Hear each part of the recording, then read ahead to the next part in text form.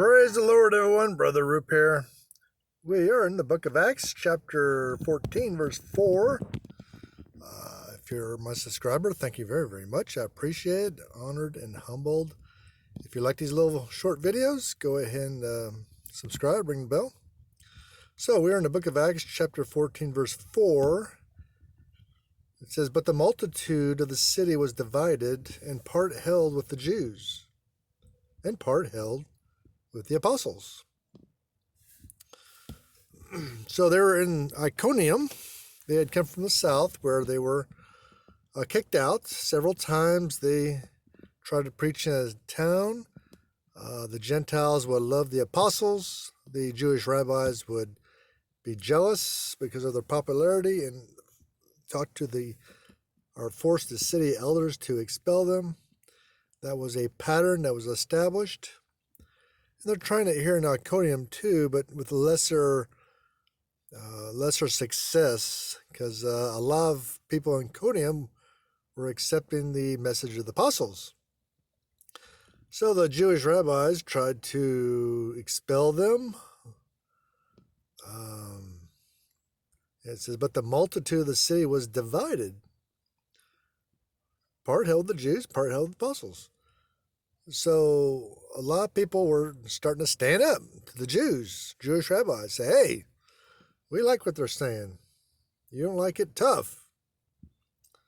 But they had been there a long time already, so it took a while to even get some kind of support for the rabbis. If you look at the verse 3, it says, "Long time therefore abode. They were speaking boldly in the Lord." So they had been Iconium for a while, preaching and teaching, and finding great success there with the Gentiles. And the Jewish rabbis tried to expel them and found out the city was divided. And so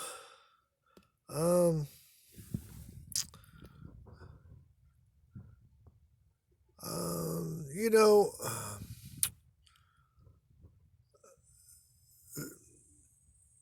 anytime you have a religion or a rival religion, often produces excitement of bad passions of people who are opposing it.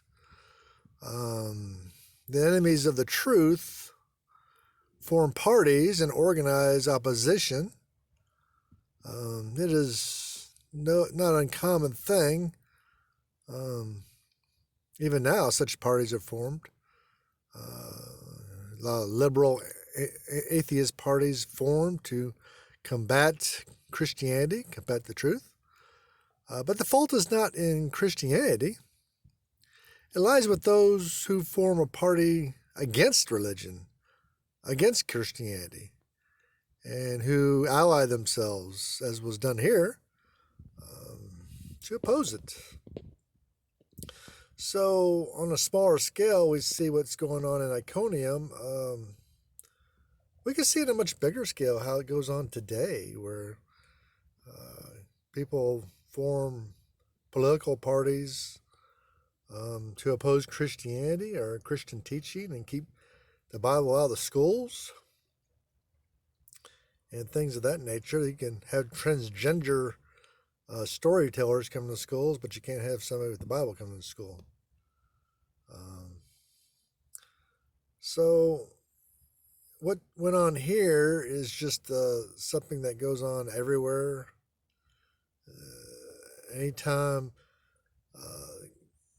men of God want to go to a town and preach the gospel, the devil is right there to oppose.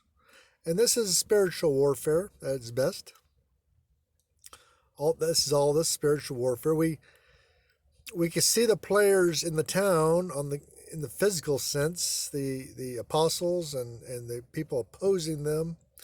We see the physical aspects of it all, but what we don't see is the spiritual side of the spiritual battle that's taking place. We don't see the angels and the demons in battle in the spiritual world for the city. we don't see that. There's some things we see, some things we don't. And anytime you see this kind of situations going on, Paul's dealing with spiritual battles here. It's the spiritual warfare going on. That's what Paul's dealing with. It's not just the Jewish rabbis. Jewish rabbis are being used by demons to oppose the truth, to oppose the spread of the gospel. And that's why anytime we go somewhere and we preach the truth, it has to go hand in hand on us being on our knees and praying for strength, praying for God's power to be behind our words, and praying for the spiritual battle that's going to be taking place. So, any questions, any comments, you can put them down in the comment section. Thanks for listening. God bless you.